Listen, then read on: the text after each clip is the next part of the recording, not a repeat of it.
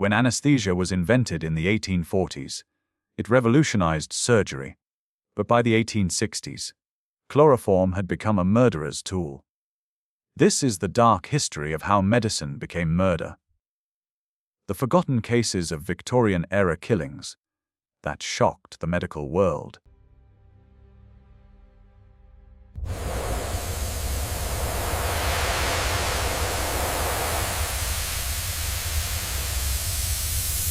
London, 1847. The age of chloroform miracles had arrived. Before this year, surgery meant consciousness, meant screaming through the saw, feeling the knife carve through living flesh, tasting your own terror as assistants pinned you down. Agony was the price of survival. Then came the vapors. Sweet-smelling chemicals that promised escape. A chemical twilight where pain could not follow. Surgeons hailed it as salvation. Patients lined up, desperate, trusting. They inhaled deeply, and some never woke. The first death was recorded at Guy's Hospital on January 28, 1848. Hannah Greener, 15 years old. A simple toenail removal. The surgeon, Dr. Thomas Megason, pressed the chloroform-soaked cloth to her face. She breathed in the chemical sweetness. Her eyes fluttered closed. 30 seconds later, her lips turned blue. Her pulse gone. The surgeon's hands, steady moments before, began to shake. He shook her, slapped her cheeks, threw cold water on her face. Nothing. The ether had taken her somewhere surgery could not reach. The official cause: sudden collapse under chloroform. But was it sudden? Or had something darker entered the operating theatre alongside the miracle vapors?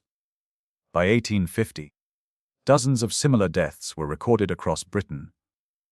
Edinburgh, Liverpool, Manchester. Always the same pattern: patient inhales, patient stops breathing, patient dies. The medical establishment called it chloroform syncope, a tragic side effect of progress. Acceptable losses in the march toward painless surgery. Yet the numbers kept rising. And in the records, if you looked closely, if you traced the deaths back through surgical logs and hospital admissions, patterns emerged that coldness could not explain away. Some surgeons lost patients at rates far exceeding their peers. Some hospitals saw clusters of deaths in specific wards. Some victims shared a troubling commonality. They were poor, expendable, without family to ask questions. The fog of ether concealed more than pain. It concealed possibility. The possibility that someone somewhere had discovered how easy it was to kill under the guise of care. How simple to hold the cloth a few seconds longer. How convenient that death by anesthesia looked identical, whether accidental or deliberate. Victorian London smelled of coal smoke and human waste, but inside the operating theatres, a different scent hung heavy. Chemical, cloying, the smell of sleep that might be eternal. Patients climbed onto wooden tables, surrendering consciousness to men in blood-stained aprons. The last thing they saw, a cloth descending. The last thing they felt, sweetness flooding their lungs. Then nothing. Some woke to pain and survival. Others woke to nothing at all. And in the gaslit shadows between these outcomes, a question formed. Unspoken, horrifying, impossible to ignore. How many were murdered while the world called it medicine?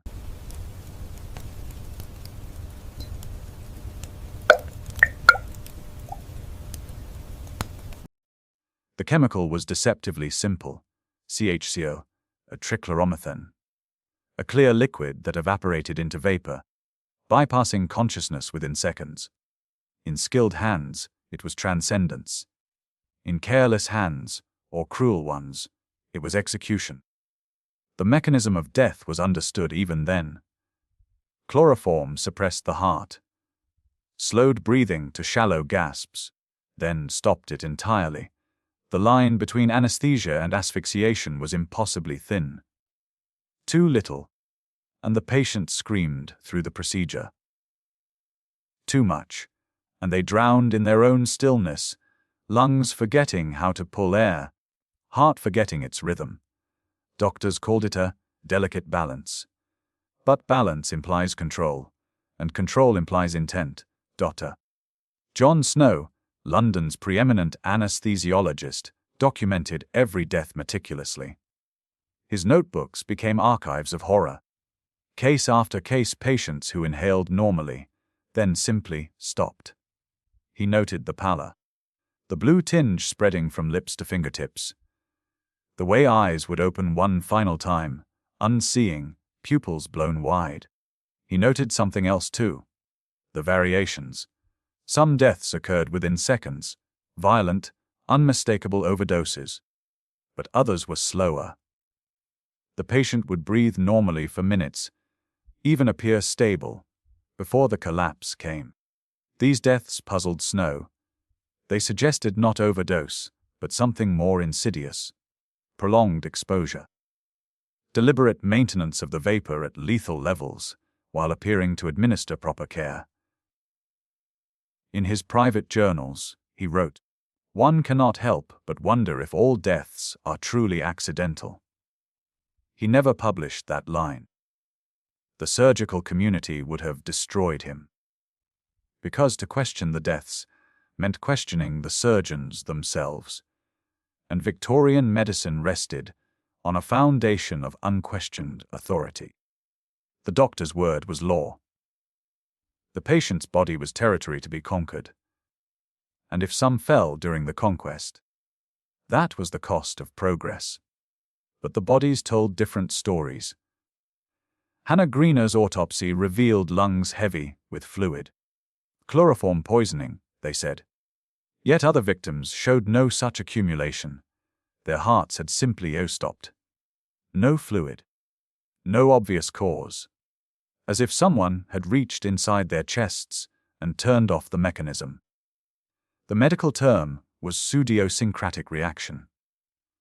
The killer's term might have been perfect crime. Because how do you prove murder when the murder weapon is the medicine? How do you prove intent when the method is indistinguishable from accident? The ether-soaked cloth left no fingerprints. The chloroform evaporated into air, leaving no trace. The victim couldn't testify. The witnesses were fellow surgeons who had no incentive to see evil in their own profession. And the bodies were quickly buried. Victorian protocol demanded speed. Disease fears. Decay. The corpses of the poor were sewn into canvas shrouds and dropped into unmarked graves within days. No time for thorough investigation. No appetite for scandal. The perfect system for concealing murder. And in hospitals across Britain.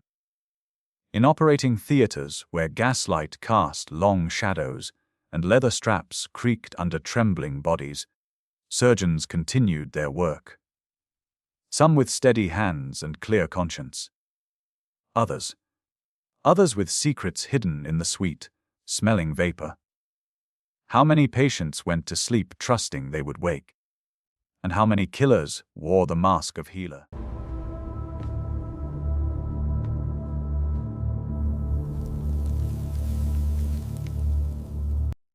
The pattern emerged in whispers. Female patients, young, poor, admitted for minor procedures, scheduled for chloroform, found dead hours later, or not found at all. Mary Ann Higgins, 17, admitted to St. Bartholomew's Hospital for an abscess drainage. A routine procedure. She was last seen entering the anesthetic preparation room at 2 p.m. By evening, the hospital reported her death from complications under ether. Her body was never released to her family. The hospital claimed confusion, lost paperwork. The corpse had been sent to the medical school for anatomical study, a common practice for unclaimed bodies. But Mary Ann's family had claimed her. They'd come to collect her the very next day. She was already gone. Dissected. Disposed of.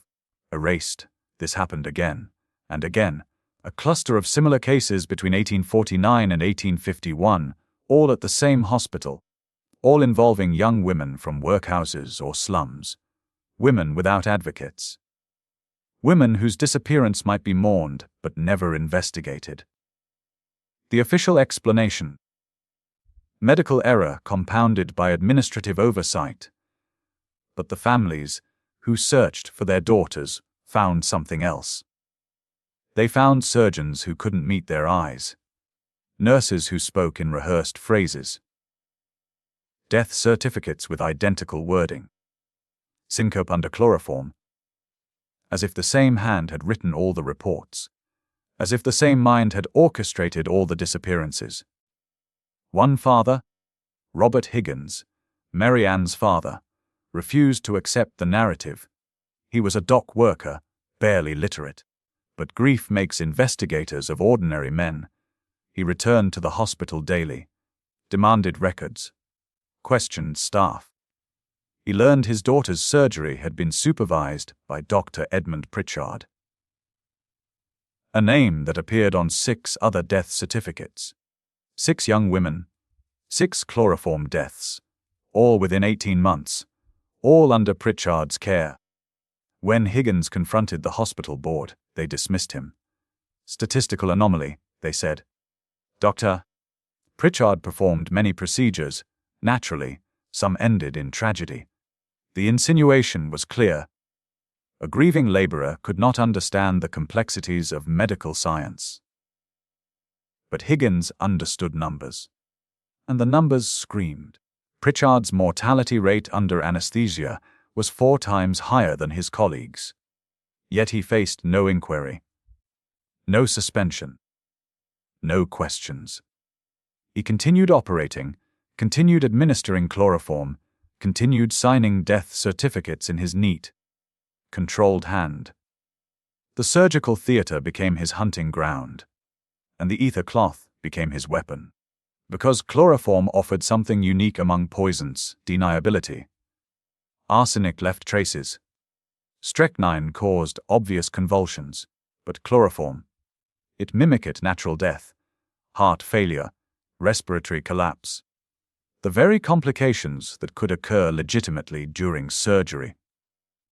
A surgeon could kill openly, in front of witnesses, and call it tragedy. The bodies were disposed of efficiently.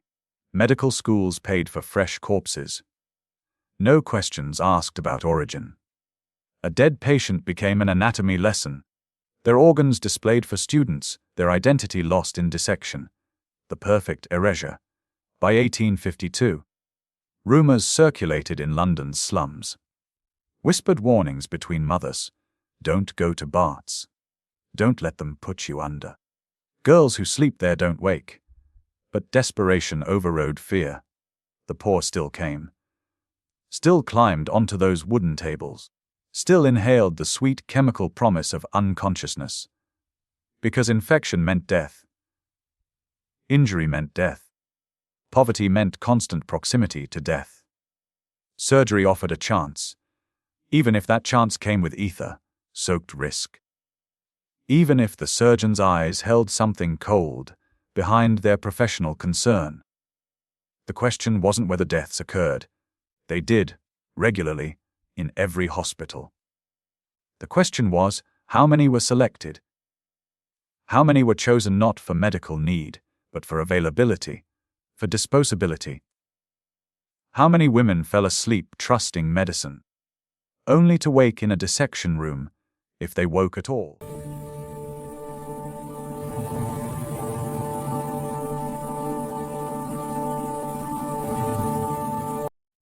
Dr. Edmund Pritchard's journal was discovered after his suicide in 1853. He hanged himself in his own operating theater, the same room where dozens had died under his care. The irony was not lost on those who found him, swaying in the gaslight, tongue black, eyes open, staring at the surgical table as if even in death he couldn't look away. His personal effects were catalogued. Among them, a leather-bound journal locked. The hospital administration intended to destroy it. Protect the reputation of the deceased. Protect the institution. But a young clerk, Thomas Webb, read it first. What he found turned his blood cold. The journal was clinical in its horror. Pritchard had documented every death with surgical precision. Patient name, age, procedure, time of anesthesia administration, time of death. But alongside these facts, he'd included something else: observations on the dying process. Subject remained conscious longer than anticipated. Eyes showed awareness even as breathing ceased. Recommended: increase vapor concentration by 15% for future procedures. Subject struggled at 47 seconds. Restraints necessary. Heart stopped at 1 minute 22 seconds. Satisfactory result. Satisfactory result. The language of experimentation. Not medicine. Not healing, something colder. Pritchard had been studying death itself, using his patients as subjects in a personal investigation into the boundary between life and nothing. But it was worse than experimentation, because buried in the clinical language were admissions of selection. He'd chosen his victims deliberately. Young women without family connections. Patients from workhouses who wouldn't be missed. He'd marked certain names in his admission logs weeks before their procedures. Targeted them, groomed their files. Waited for the moment they'd be alone on his table. The journal revealed his method. Pritchard would administer a normal dose of chloroform initially. Enough to render the patient unconscious but not lethal. Then, with the surgery complete and assistants dismissed, he would return. Apply the cloth again. Hold it in place. Watch. He timed their deaths. Measured the exact moment consciousness left the eyes. Noted the variations. How some fought longer. How others slipped away peacefully. He was fascinated by the transition. Obsessed with the instant when a person stopped being a person and became a corpse. His final entry, written hours before his suicide. I have witnessed 23 transitions. Each unique, each beautiful in its simplicity. The body's surrender to chemistry, the soul's, if such exists, departure.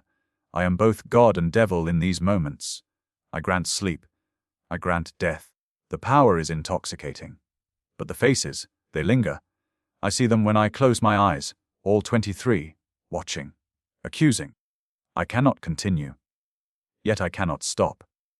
The chloroform calls to me as it called to them. Perhaps it is only fair that I too should fall asleep and never wake. Thomas Webb brought the journal to the authorities. They suppressed it. Published a brief statement. Dr. Pritchard had died of melancholia, a tragic loss to medical science. The journal was sealed in hospital archives, classified as confidential medical documentation. The families of the victims were never informed.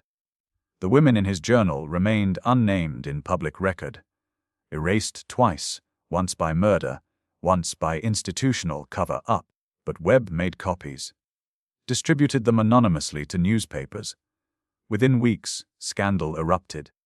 Public outcry demanded investigation into anesthesia deaths across all London hospitals. The pressure was immense.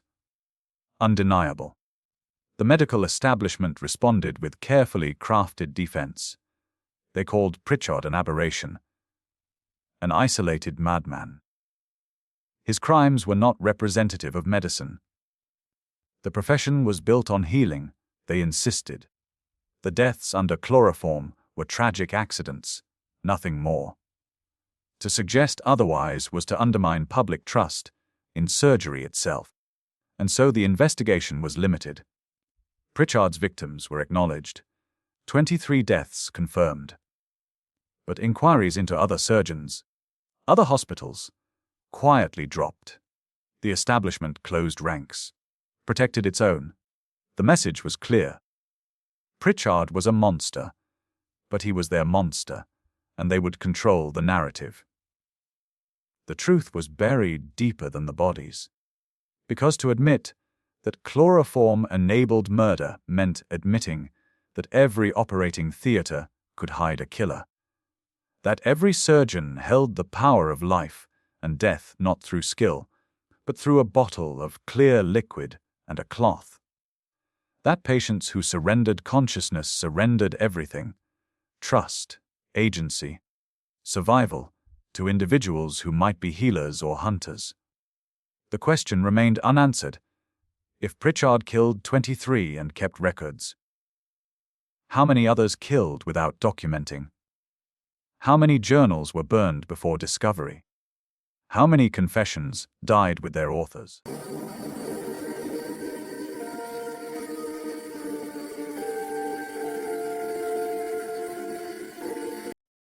Reconstruction of death is imperfect science.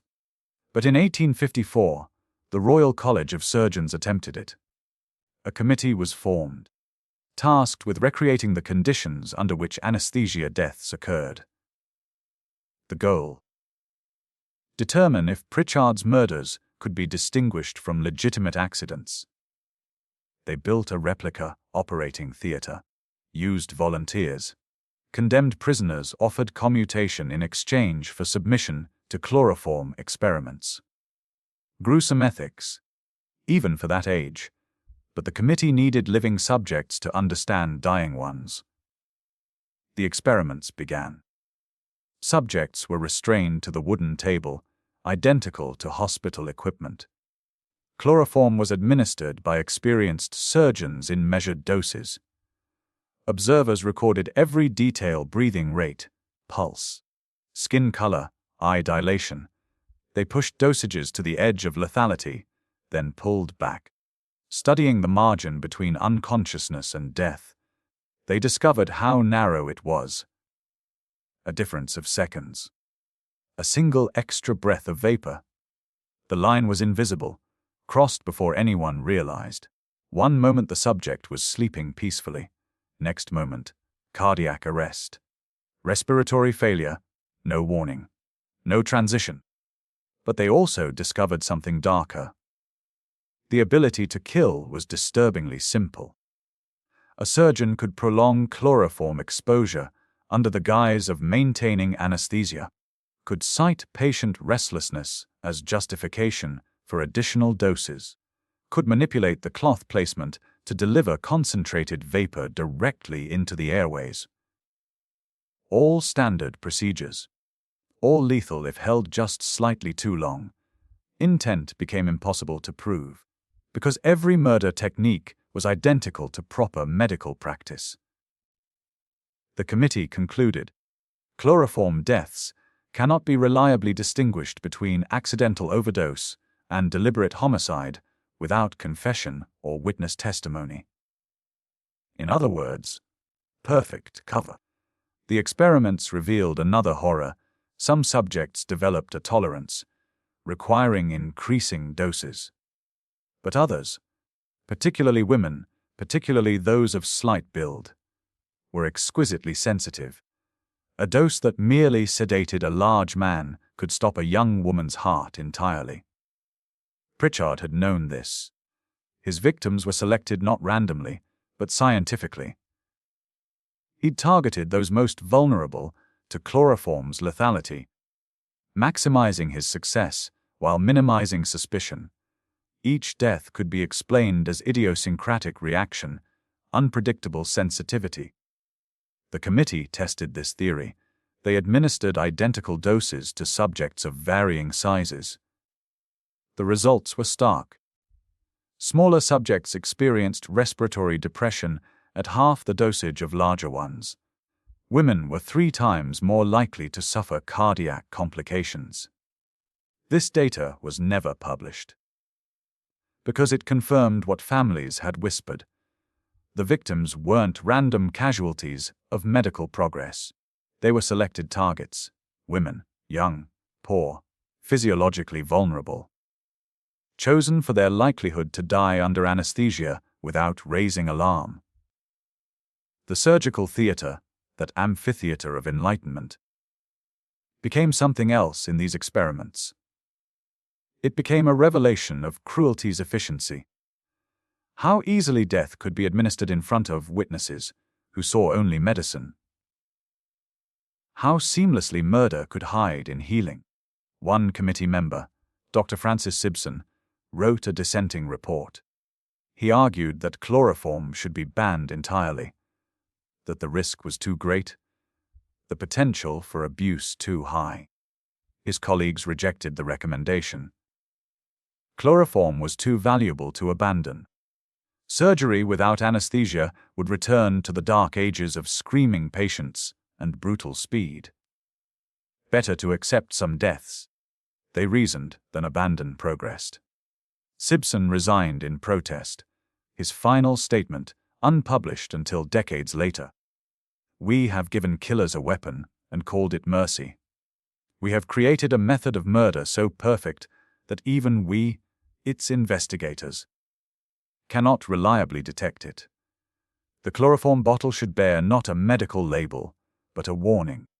Here lies the power to end life disguised as the promise to preserve it. The experiments concluded. The prisoners were returned to cells or executed. The replica theatre was dismantled. The data was archived.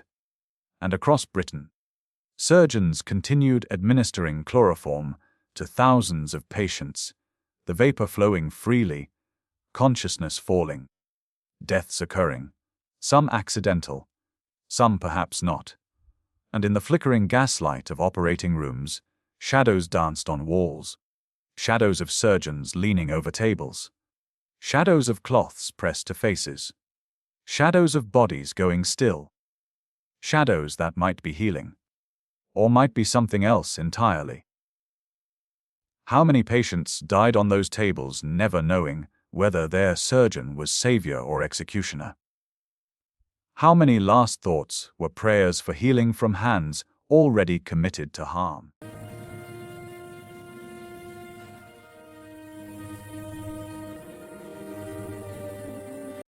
Justice demands truth, but truth demands witnesses, and the dead are silent.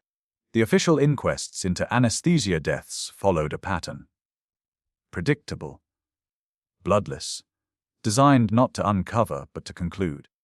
Each hearing lasted hours, sometimes mere minutes. Medical experts testified to chloroform's known risks. Surgeons vouched for each other's competence. Coroners delivered verdicts with mechanical precision. Death by misadventure. No malice. No criminality. Just misfortune. The families who attended these hearings learned quickly. Their grief was inconvenient. Their questions were unwelcome. Their suspicions were dismissed as the ignorant accusations of laypeople who couldn't comprehend medical complexity. The system protected its own. Robert Higgins, Mary Ann's father, attended 17 inquests over 2 years. Not just his daughters. Every anesthesia death he could find. He sat in the gallery, a laborer in borrowed Sunday clothes. Watching the theatrical display of exoneration, he took notes in clumsy handwriting. Noticed the repeated phrases, the identical defenses, idiosyncratic reaction, unpredictable sensitivity. No negligence evident. The same words. Different corpses. He noticed something else, the absent witnesses. Surgical assistants, who'd been present during procedures, were never called to testify. Nurses who'd prepared anesthesia equipment were not questioned. The only voices heard were senior surgeons, colleagues of the accused, offering professional opinions. A closed loop of protection. Higgins attempted to testify at one inquest. He had evidence. Witness statements from other families. Pattern analyses he'd painstakingly compiled. The coroner refused to hear him. Hearsay, he called it. Irrelevant to medical determination. Medical determination. As if death were a clinical matter, not a human one. As if murder required medical expertise to identify. But perhaps the most damning silence was legislative. Parliament debated chloroform regulation multiple times between 1850 and 1855. Proposed licensing requirements. Mandatory supervision. Death reporting systems. Every proposal failed. The medical lobby was too powerful. The economic incentives too strong. Anesthesia had become big business. Chloroform manufacturers made fortunes. Hospitals attracted paying patients with promises of painless surgery. Surgeons commanded higher fees for procedures once impossible. An entire industry depended on unrestricted access to these chemicals. Regulation meant accountability. Accountability meant liability. Liability meant financial ruin. So the deaths continued. Officially unexplained. Officially unavoidable. The death toll climbed into the hundreds, then thousands. Some were genuine accidents. Anesthesia was genuinely dangerous in its infancy. But buried within those statistics were Pritchard's 23 confirmed murders. And likely dozens, perhaps hundreds more that remained undetected. One parliamentary advocate, Lord Ashley, gave a speech in 1853 that was struck from official records but preserved in newspaper accounts. We speak of advancing civilization, yet we permit our citizens, our poorest, most vulnerable citizens, to be placed unconscious and defenseless in the hands of men we grant absolute authority. We provide no oversight, no recourse, no investigation when they die. We call this progress. I call it sanctioned slaughter. We have created a class of untouchable professionals who can kill with impunity. And we shield them with the banner of medicine. The speech ended his political career. The medical establishment ensured it, because Lord Ashley had spoken the unspeakable, that institutional protection of doctors mattered more than protection of patients, that the profession valued its reputation over truth, that the system was designed not to catch killers, but to ensure killers were never officially identified. The inquests continued their ritual. Families grieved. Coroners concluded. Surgeons returned to their theaters. The chloroform bottles were refilled. The tables were strapped with leather restraints. The next patient climbed up, laid down, opened their mouth to breathe, and somewhere in that breath, suspended between consciousness and void, between trust and betrayal, between healing and harm, they were alone. Utterly alone. With a person whose intentions they could never know, whose competence they couldn't judge, whose mercy or malice would determine whether they'd wake. The legal system offered no protection. The medical system offered no accountability. The silence was institutional. And in that silence, how many voices were extinguished? How many final breaths were drawn in operating theaters that functioned as execution chambers? How many families were told, accident, when the truth was murder and had no power to challenge the lie?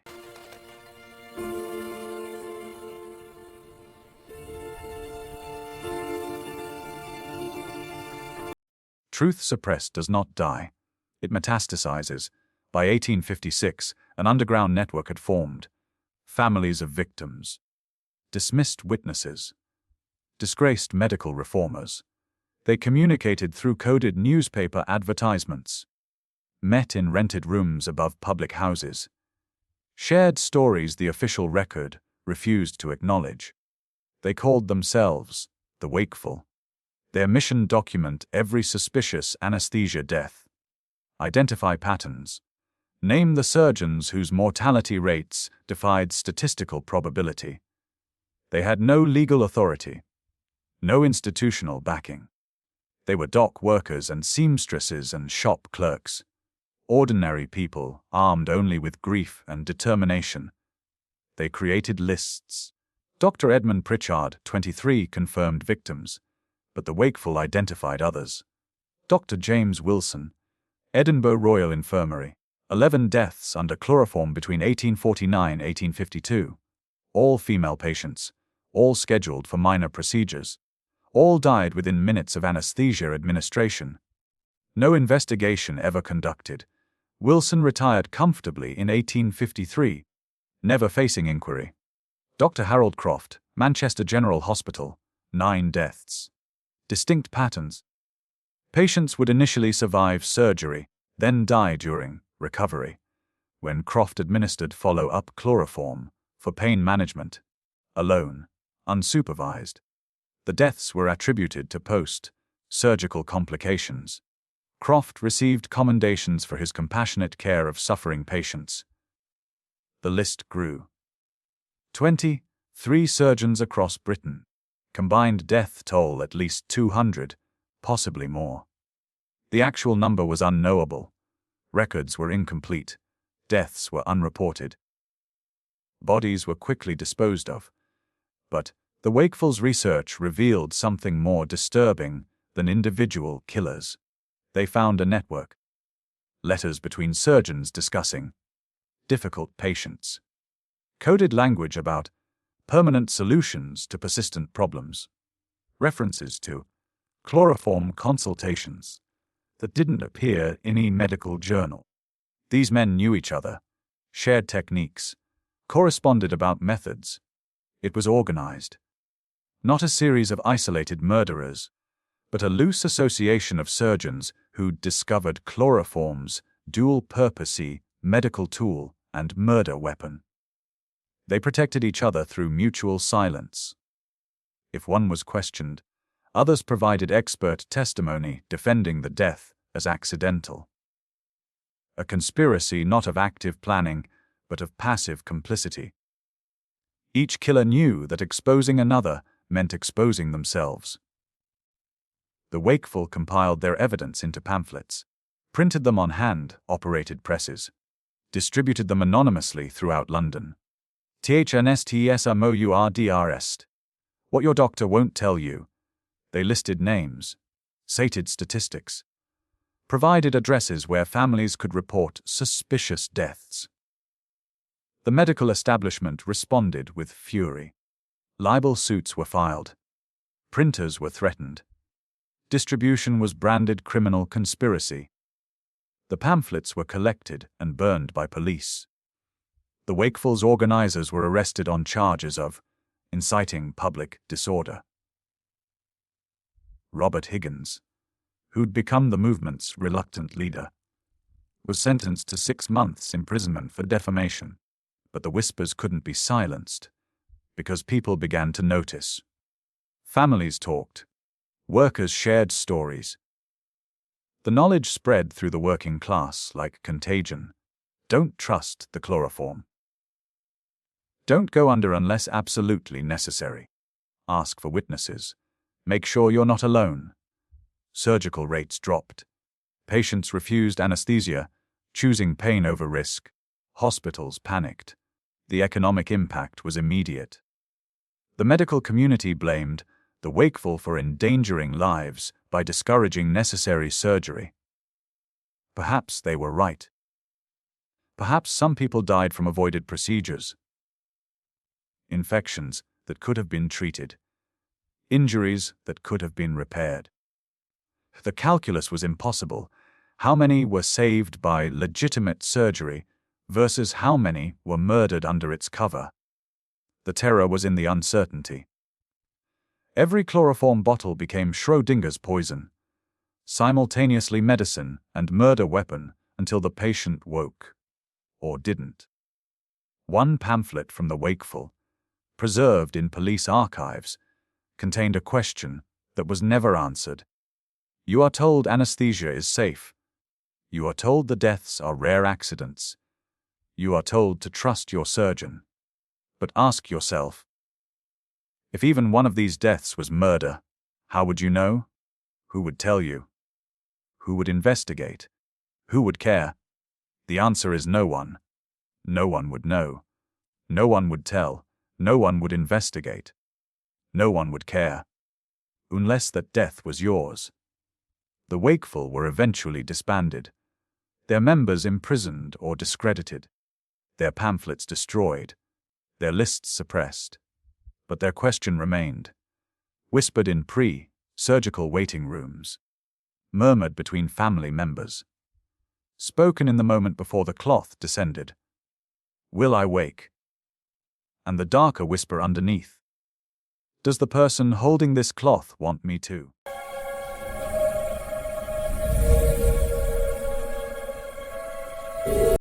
The anesthesia murders officially ended, but endings are illusions. By 1860, chloroform use declined, not from moral reckoning but from medical progress.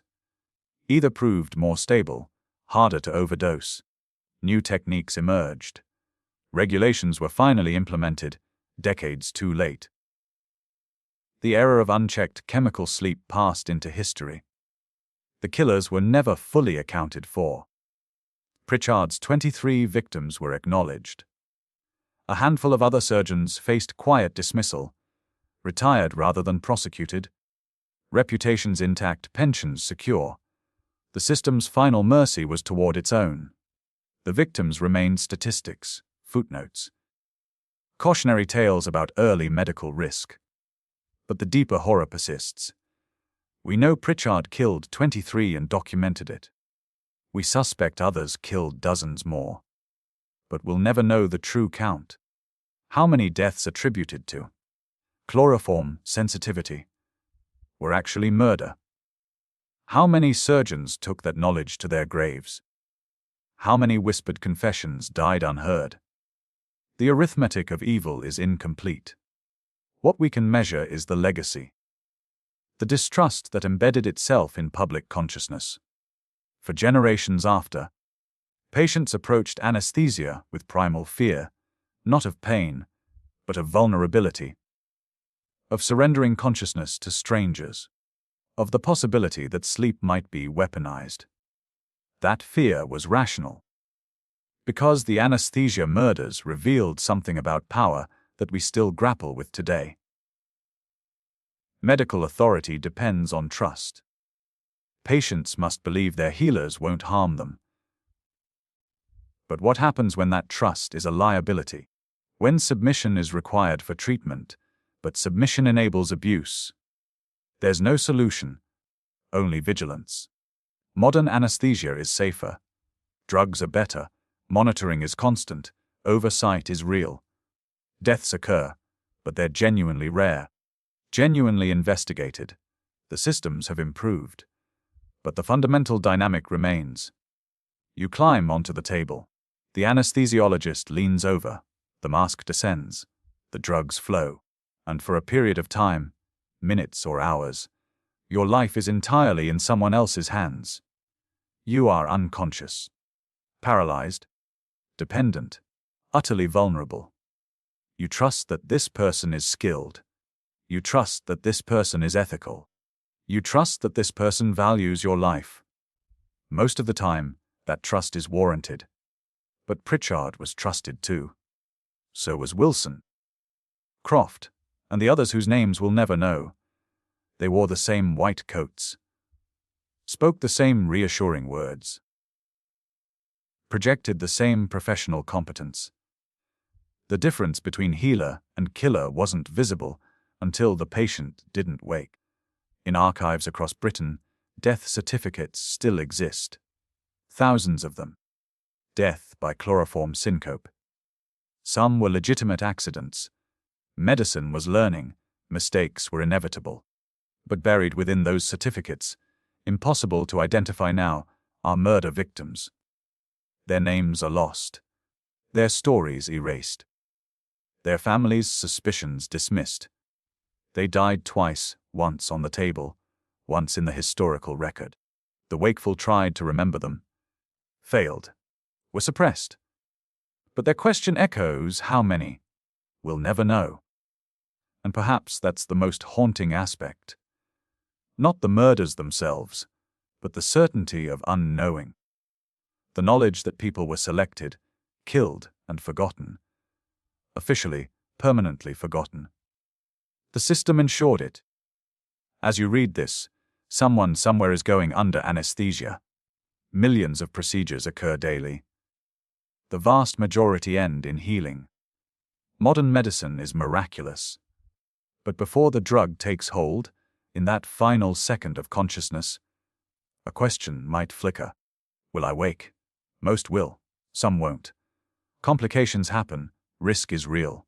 But in that statistical possibility, in that tiny percentage of adverse outcomes, history whispers its reminder. Some dangers wear the face of salvation. Some poisons are administered as mercy. Some killers hold medical degrees. The Victorian anesthesia murders are history. Closed cases. Primitive medicine's dark chapter. We've moved beyond that era. We have oversight, ethics committees, accountability. We believe we're safe, and we probably are. Probably.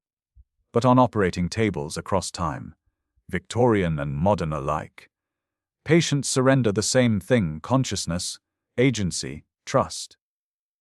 They fall asleep in the hands of strangers who promise healing. And in that moment of absolute vulnerability, separated only by statistics and regulation from the victims of 1847, they face the same existential gamble. That the person holding the power over their life chooses mercy over malice. That when they wake, if they wake, it was because they were meant to. The anesthesia murders ended. The question they raised never will. When you surrender consciousness to medicine, who decides if you return? And how would you ever know if they decided otherwise?